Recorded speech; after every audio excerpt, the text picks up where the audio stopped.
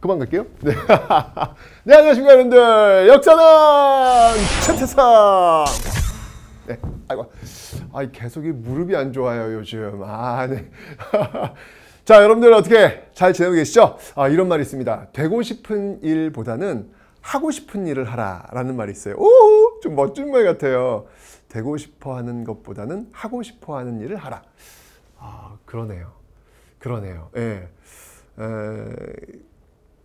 저 같은 경우에도 근데 참 그게 참 쉽진 않아요, 솔직히 말해서. 그죠? 예. 이게 인생을 살다 보면 어찌 보면 그런 일을 할 수 있는 사람은 행운이라는 생각이 들기는 해요. 들긴 하는데 또 가끔은 그렇게 행운에 맡겨버리는 거는 조금 너무 좀 무책임한 것 같고, 또 한편으로는 조금만 더 용기를 내면 하고 싶은 일을 할 수 있지 않을까라는 생각도 좀 해봅니다. 그러니까 저 같은 경우에는 진짜 저는 뭐 복 받았죠. 제가 너무 좋아하는 과목이 역사인데 저는 역사를 공부하기 너무 좋아요. 너무 행복해요. 근데 더군다나 그 역사를 제가 공부하는 걸 너무 좋아하는데 그거 갖고 제가 먹고 살기까지 해. 대박이야! 진짜 그래서 참 복받은, 그러니까 저는 진짜 하고 싶은 일이에요. 이게 하고 싶은 일. 이렇게 무료로 여러분들한테 진짜 양질의 컨텐츠를 마음껏 들을 수 있도록 제가 이렇게 마음대로 마음껏 만들 수 있는 어떤 이런 강의 하고 싶은 일이고 또 의미 있는 일이니까 참 좋지 않나라는 그런 생각이 듭니다. 그래서 여러분들도 되고 싶은 것보다는 하고 싶은 것, 그걸 하는 게 좀 낫겠다라는 말씀은 드리지만 알아요. 그게 결코 그냥 쉽게 되는 건 아니라는 것. 근데 그렇다고 해서 우리가 그냥 내려놓을 수는 없잖아요. 그래서 조금만 더 용기를 한번 좀 더 내보면 그래도 하고 싶은 일에 한 발짝 더 다가설 수 있지 않을까라는 말을 좀 제가 조심스럽게 여러분들한테 올려봅니다. 여러분들, 우리 한번 꿈을 한번 가져보고 한번 하고 싶은 일 한번 할 수 있다라는 그런 생각을 가지면서 한번 우리의 인생을 한번 그려나가 봅시다. 여러분들을 응원하겠습니다.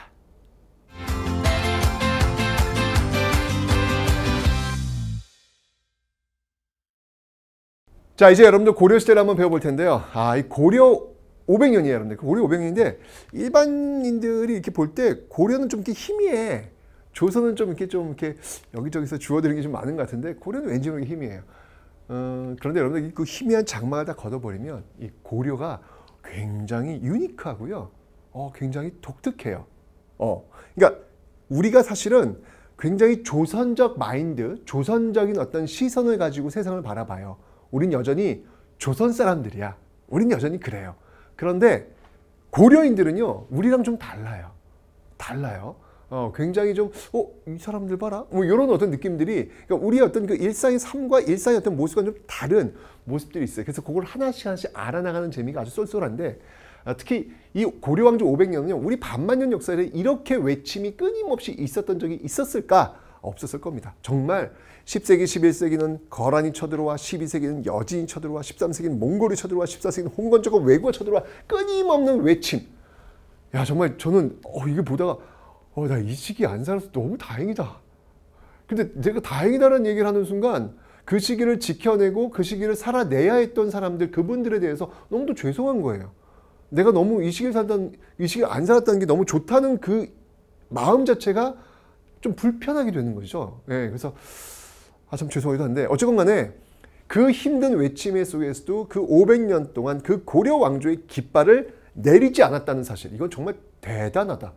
과연 이 고려의 힘은 무엇일까? 궁금하거든요. 오늘 한번 그 고려의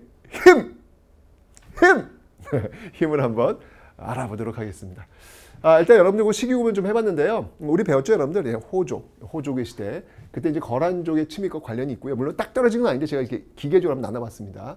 호족, 그 다음에 여진족 쳐들어왔을 때는 이제 문벌, 귀족, 그리고 이제 몽골이 쳐들어왔을 때는 무신, 뭐 이런 식으로 해서 쭉 나눠가면 되겠습니다. 자, 먼저 여진족이 쳐들어왔던 이 시기부터 한번 좀 살펴보도록 하죠. 거란족 쳐들어왔던 이 시기입니다. 자, 거란족이 쳐들어왔던 이 시기. 정말 힘들어요. 힘든 이 시기. 이 시기는 그래도 호조계 시대, 그래도 이게 첫마음이 좀 있는 시기, 진취적이고 자주적인 어떤 그런 분위기, 나라 초반의 어떤 분위기, 이런 것들을 연상하시면서 어떻게 우리가 대응했을지를 한번 여러분들 보시면 돼요. 이 거란족은요, 진짜 많이 쳐들어와요. 1차, 2차, 3차, 이렇게 계속 쳐들어오는데, 자, 먼저 거란족의 1차 침입부터 한번 살펴보도록 하겠습니다. 살펴볼 텐데, 이때 거란족이 막 밀밀히 들어오니까 사실 이 고려 조정이 좀 당황해요. 당황해서 이제 몇몇 신하들이 이때 이 거란족이 뭘 요구하냐면, 야, 너희들 저 신라계 승한 나라잖아. 그러니까 너희들과 상관이 없는 옛날 우리 땅, 그러니까 고구려 땅이 자기들 땅이라는 거예요. 그 고구려 땅, 뭐 서경을 포함한 그런 지역 내놔라고 이야기를 하는 겁니다. 예, 이렇게 거란족 얘기를 하는 거죠. 이렇게 되니까 몇몇 대신들이, 야, 지금 우리가 싸우는 거는, 이 거란족하고 싸우는 거는 좀 아닌 것 같다. 그래, 그들이 원하는 게 뭔데? 그 땅을 원해? 그럼 그 땅을 좀 주자. 떼어주고 화해하자. 이런 식으로 이야기하는 사람들이 있었어요. 자, 그때 이 대신들이 딱 회의를 할 때, 있습니다! 라고 딱 이렇게 벌떡 일어나신 분들이 계십니다. 왜 그 회의 중에 왜 벌떡쇠? 라고 하시잖아요. 예, 용기 있게 딱 이렇게 있습니다! 라고 하시는 분들.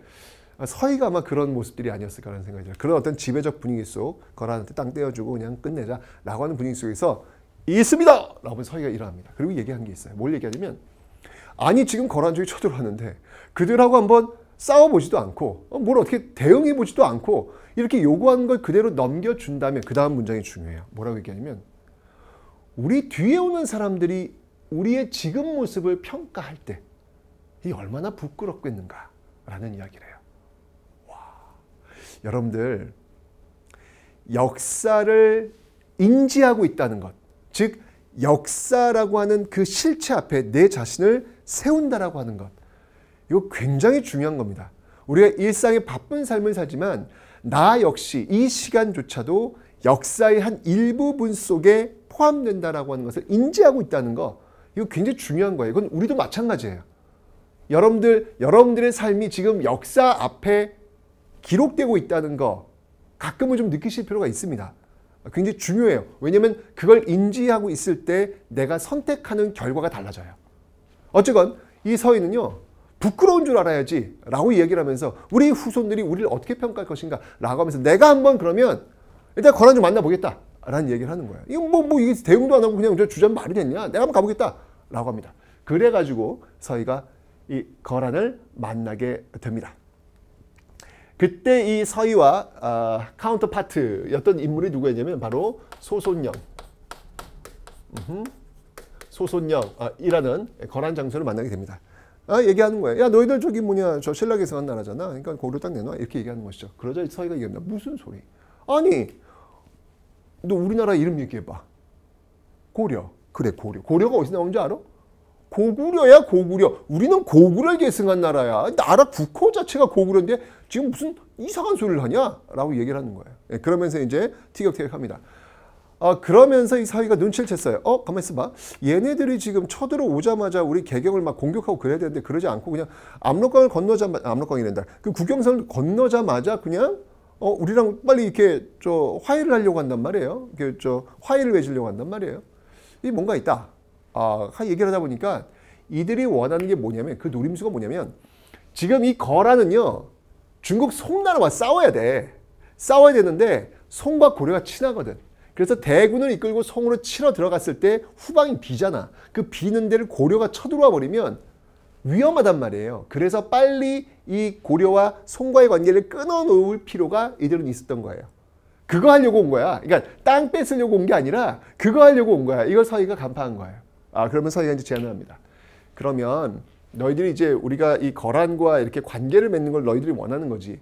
알았어. 근데 우리가 너희들과 관계를 못 맺은 이유가 뭔지 알아? 이유가 있어. 그 이유가 뭐냐면 그 위쪽에 강동 육주라는 곳이 있는데 거기 여진족 애들이 들어와 있어.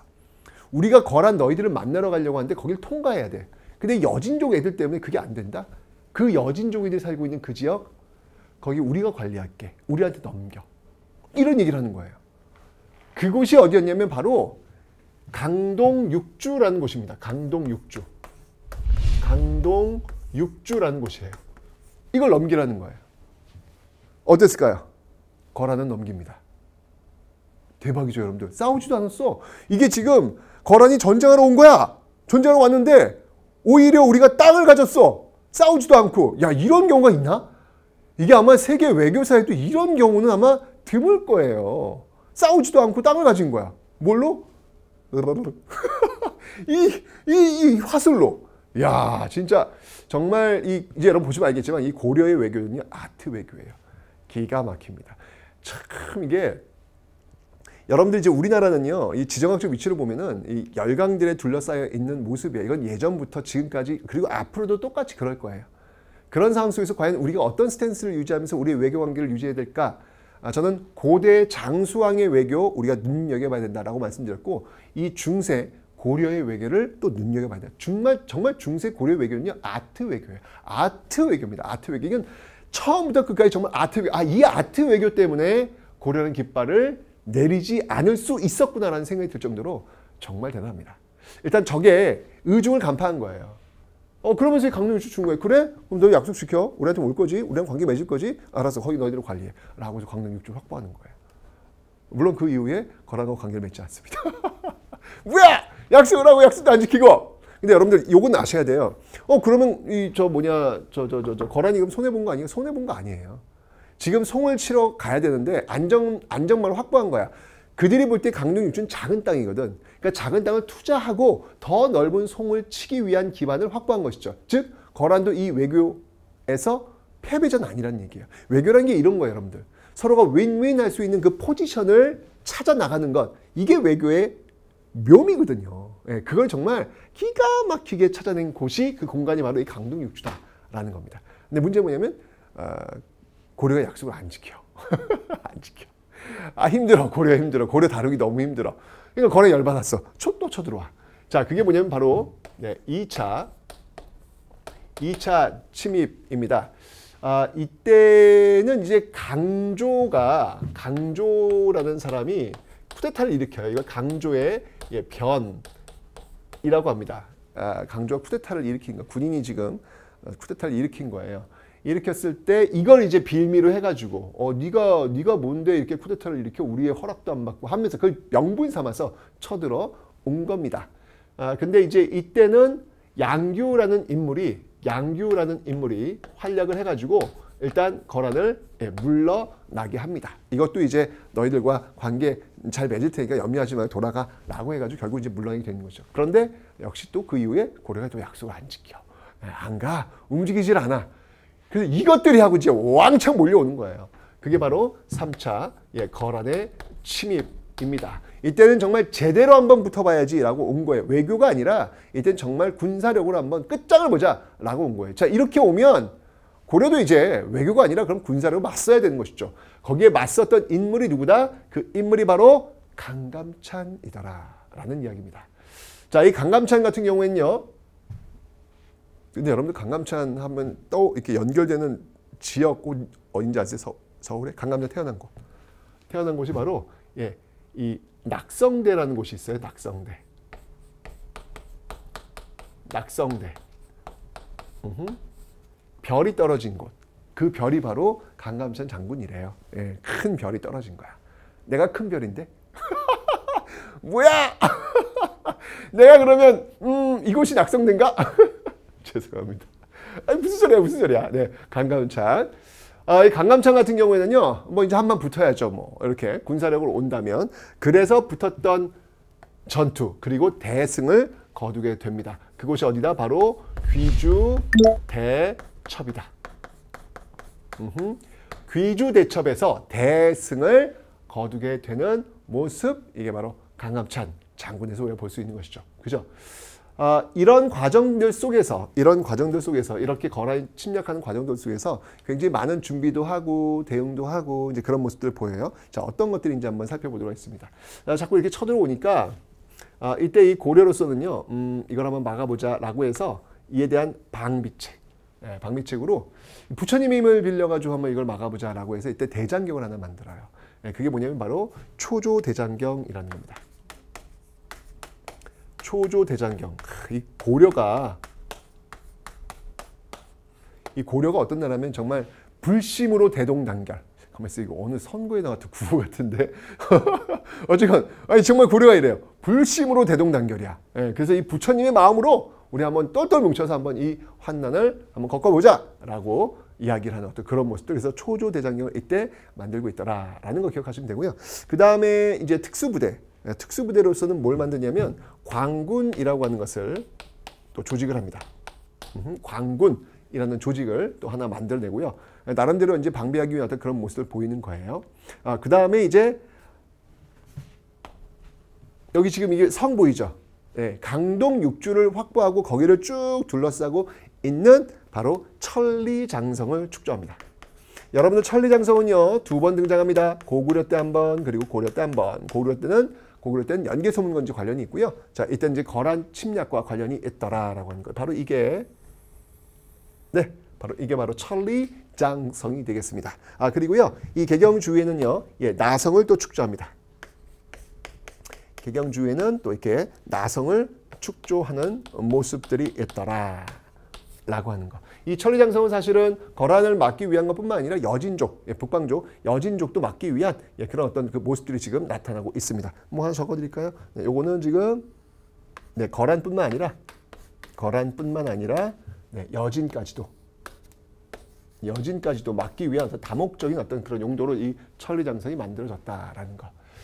자, 어쨌거나 여러분들 진짜 이 거란족의 침입, 정말 이 끊임없는 침입들 속에서도 오히려 우리가 영토를 확보했던 어떤 이런 모습도 놀랍고, 그리고 그들이 군사력을 한번 테스트한다면 보여주는 거야. 우리의 힘이 어떤지. 강감찬의 귀주 대첩도 보았고. 그러니까 아트 외교가 여러분 성공하려면 힘이 있어야 되는 거예요. 그냥 외교만으로 되는 게 아니라 이렇게 너희들 한판 붙자면 한판 붙어줄게 라고 할 수 있는 어떤 그런 힘이 있을 때 그 외교는 더욱더 화려하게 꽃필 수 있다라는 거. 거란의 침입 속에서 고려인들의 모습을 한번 살펴볼 수 있었습니다.